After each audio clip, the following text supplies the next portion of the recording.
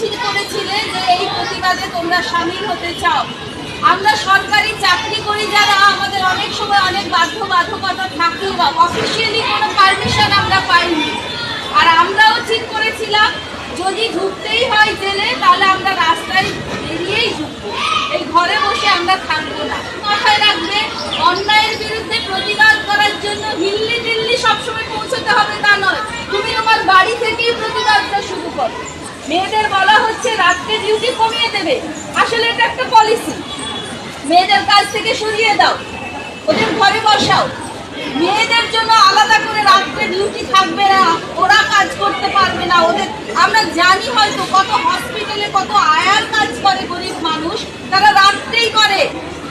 কোনো এখানে রাজনৈতিক বক্তৃতা দিতে আসিনি, শুধু তোমাদের জানাতে এসেছি নিজেদের অধিকারের